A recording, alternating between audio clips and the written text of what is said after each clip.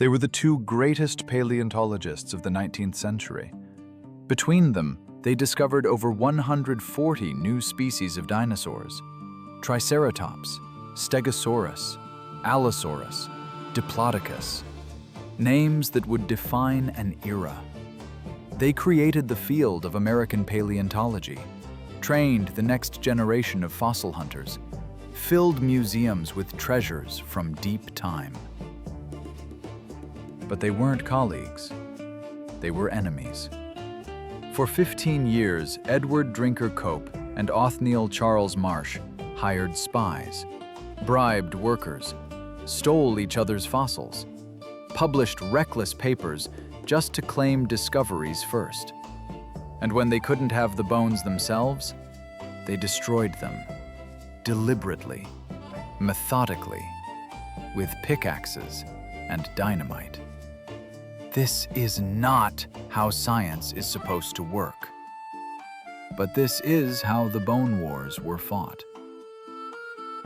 And the cost, to both men, to paleontology, to science itself, was catastrophic.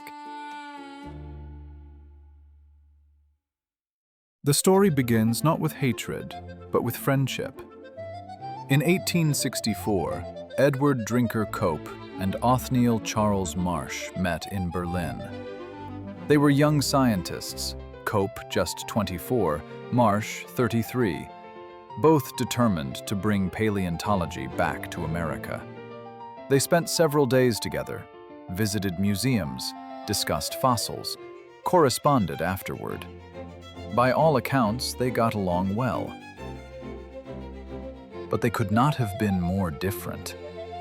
Edward Drinker Cope was born in 1840 into Quaker wealth. His father was a successful merchant. Money was never a concern. Young Edward grew up collecting specimens, studying natural history, publishing his first scientific paper at 19. By his mid-20s, Cope was a recognized naturalist. Brilliant, spontaneous, impulsive. He worked quickly, publishing at a furious pace, 1,400 scientific papers over his career. His mind moved faster than his pen. But he was also arrogant, convinced of his own genius, unable to accept criticism. Othniel Charles Marsh had a harder path. Born in 1831 in Lockport, New York, his mother died when he was young. His father's businesses repeatedly failed. The family struggled. But Marsh had one advantage. His uncle was George Peabody, one of America's wealthiest men. Peabody funded his nephew's education, sent him to Yale, to Europe, and in 1866 established the Peabody Museum of Natural History at Yale specifically for Othniel's work. Marsh was methodical, careful, suspicious. Where Cope published rapidly, Marsh took his time. Where Cope trusted, Marsh calculated. In another world, they might have been perfect collaborators. Cope's brilliance balanced by Marsh's rigor. Instead, their differences became weapons. And in 1868, the first shot was fired. In 1868, Cope invited Marsh to visit fossil sites in New Jersey. These pits had yielded the first nearly complete dinosaur skeleton found in America. Cope had connections there, relationships with the pit workers who occasionally found bones while mining marl for fertilizer. It was a gesture of friendship, professional courtesy. Marsh visited, examined the fossils, thanked Cope. Then, quietly, he returned alone. He offered the workers more money than Cope was paying, told them to send any new fossils to Yale, not to Philadelphia. When Cope discovered what Marsh had done, he was furious. This wasn't scientific competition. This was theft. a betrayal of trust between colleagues. But worse humiliation was coming.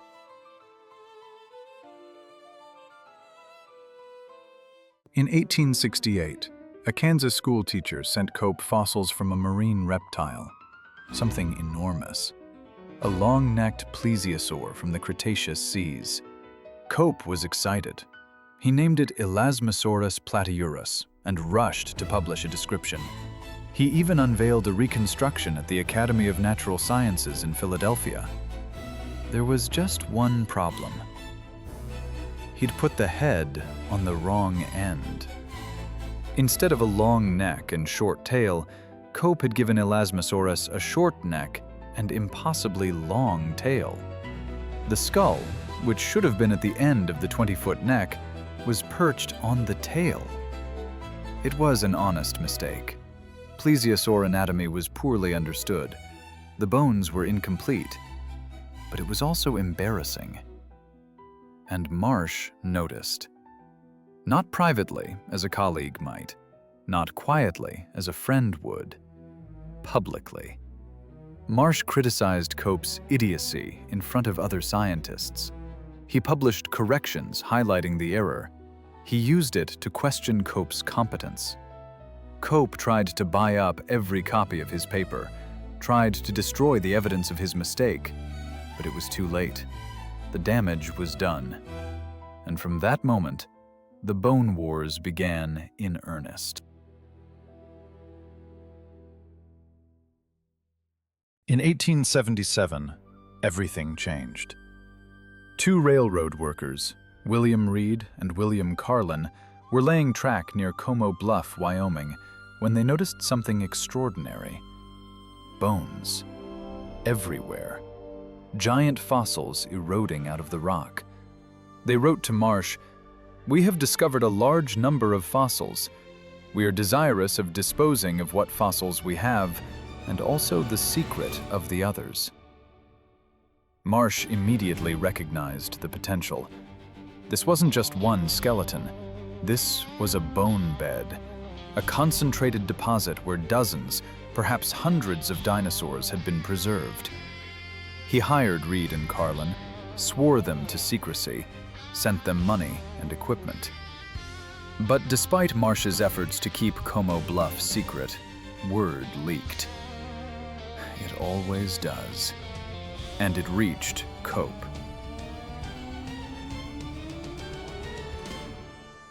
By 1878, both Marsh and Cope had teams at Bluff.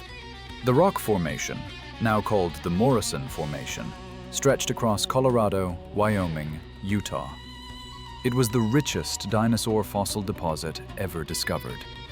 Both men threw money at the problem, hired crews, sent supplies, demanded results. But they weren't just competing to find fossils. They were competing to prevent the other from finding fossils. Marsh ordered his men to destroy any bones they couldn't collect. Small fossils, ribs, vertebrae, anything that might be scientifically valuable, were smashed with hammers. When his team abandoned a site, they filled in the excavations, covered their tracks, made sure Cope's team couldn't follow up. Cope did the same. When his workers left a quarry, they dynamited it, deliberately, destroyed fossils that had survived 150 million years, just so Marsh couldn't have them. This wasn't science. This was scorched earth. But the violence wasn't limited to the field. Both Cope and Marsh published at a frantic pace. New species descriptions were telegraphed from Wyoming to Philadelphia and New Haven. Papers appeared sometimes within days of discoveries. The goal wasn't careful science, it was priority, being first. As a result, both men made mistakes, lots of them. They named species based on single bones, sometimes just fragments. They published descriptions before they'd properly examined the fossils. They invented new genera for animals that had already been discovered. Cope published a paper describing 2 new species of dinosaurs. Both turned out to be Apatosaurus, a species Marsh had already named. Marsh described 3 different species of Brontosaurus. All were the same animal, just different growth stages. The result was chaos. For decades afterward, paleontologists struggled to untangle which species were real and which were duplicates. To this day, scientists are still correcting their errors. But perhaps the greatest tragedy is what they drove away. Joseph Leidy had been America's leading paleontologist. He'd described the first American dinosaur, mentored Cope, done foundational work. But when Marsh and Cope's rivalry eliminated his access to fossils, when their money and connections monopolized every site, Leidy quietly left the field. He turned to parasitology instead, made important discoveries there, but paleontology lost one of its finest minds because 2 men refused to share.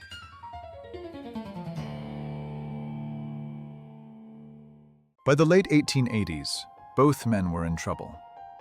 Cope had spent over $80,000 of his own fortune on fossil expeditions. In today's money, that's more than $2.5 million. He'd invested the rest in silver mining.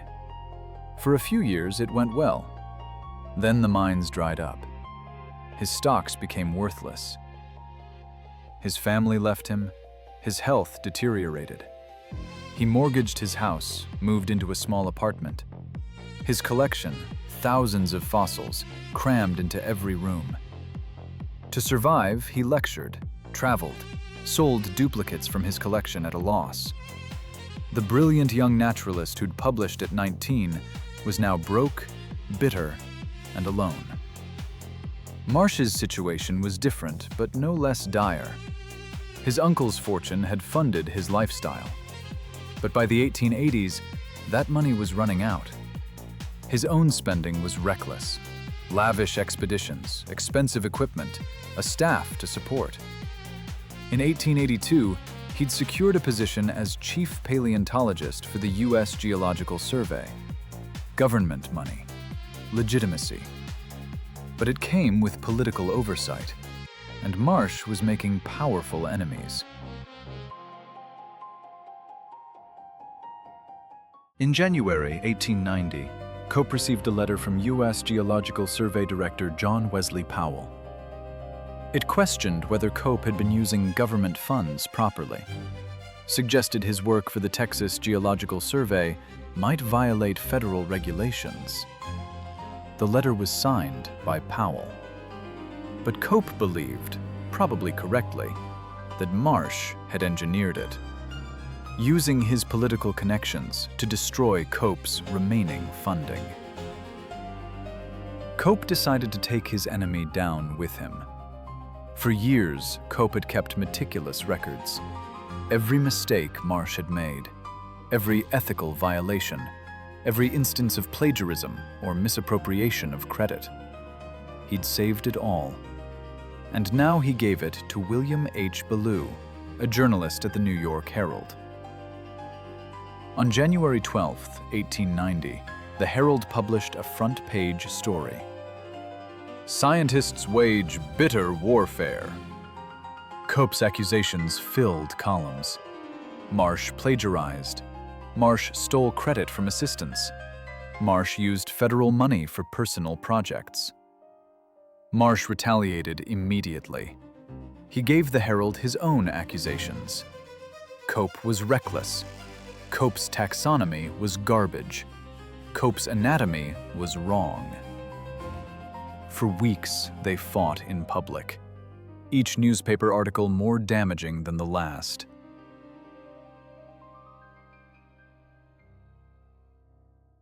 The scientific community was horrified. Paleontology, a young field barely established in America, was now associated with fraud, plagiarism, and petty feuds. As historian Elizabeth Noble Shore wrote, most scientists recoiled to find that Cope's feud with Marsh had become front-page news. But perhaps worst of all, neither man would stop. Even as their fortunes collapsed, even as their reputations crumbled, they kept fighting. Marsh used his position at the Geological Survey to block Cope's funding. Cope used the American Naturalist, which he'd purchased specifically as a platform, to publish attacks on Marsh. Eventually, journal editors had had enough. The American Naturalist announced it would no longer publish papers related to the Cope-Marsh controversy. Other journals followed.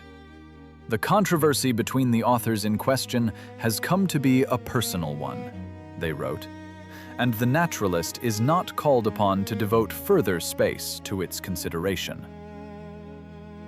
Science itself was telling them to stop. They didn't listen.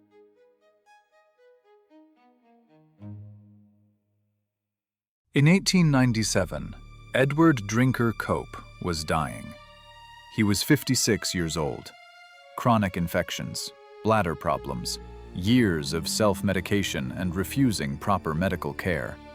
His fortune was gone. His family had left. His career was in ruins. Even from his deathbed, Cope had one final move. He requested that his brain be preserved and weighed after death. Why? Because he was certain, absolutely certain, that it would be larger than Marsh's brain. That even in death, he could prove his superiority. He had his own head measured multiple times in his final months. He wrote to colleagues about it. He made it part of his will. To the very end, the rivalry consumed him. Cope died on April 12, 1897. His brain was indeed preserved and measured. Marsh never accepted the challenge. He refused to have his own brain weighed. Perhaps he recognized how pathetic the whole thing had become.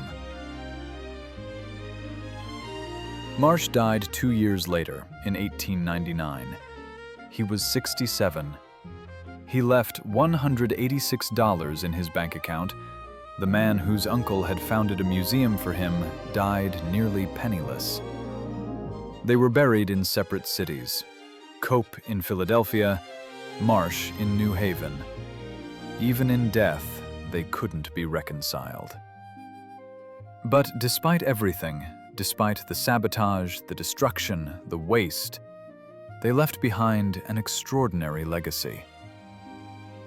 142 new species of dinosaurs, including some of the most famous ever discovered. Triceratops, that three-horned giant that became an icon. Marsh named it. Stegosaurus, the plated dinosaur. Marsh. Allosaurus, the apex predator of the Jurassic. Marsh. Diplodocus, that impossibly long-necked giant. Marsh. Coelophysis, the delicate early theropod. Cope.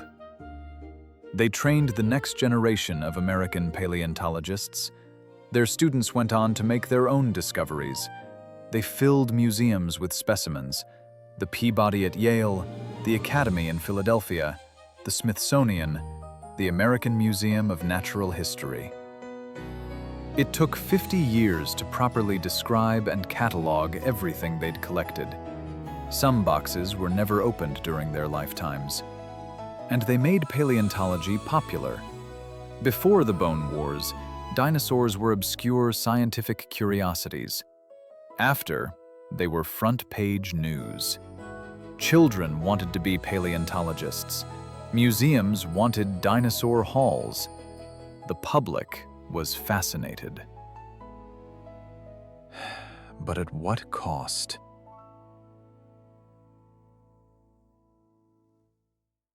The Bone Wars should have been a cautionary tale. A warning about what happens when ego overtakes ethics. When personal rivalry destroys collaboration. When the goal becomes defeating enemies instead of advancing knowledge. But have we learned? In the age of AI-generated papers and fabricated data, the question of scientific integrity is more urgent than ever. Researchers fight over priority. Labs refuse to share data. Collaboration is poisoned by suspicion. The technology is different. The bones are different. But the pattern, ego and rivalry sabotaging science, remains the same. In the summer of 1864, two young Americans met in Berlin. They talked about fossils, about the potential for paleontology in America, about the discoveries waiting in the Western territories. They could have been collaborators, could have shared the work of building an entire field of science. Instead, they became enemies, and for 15 years they poured their wealth, their health, their lives into a war that benefited no one. They destroyed fossils that had survived 150 million years. They drove talented scientists out of the field. They made paleontology synonymous with scandal. But in the rubble they left behind, in the boxes of fossils, in the museum halls, in the public's imagination, something survived. The dinosaurs.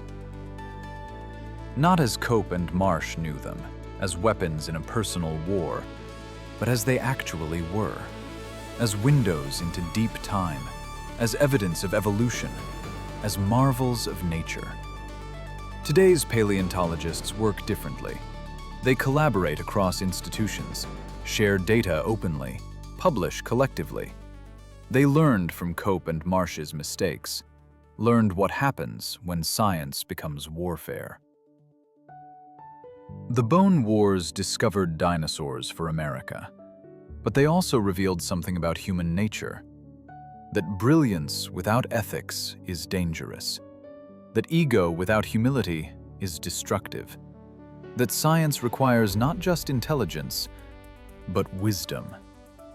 Cope and Marsh had one. They lacked the other. And it cost them everything.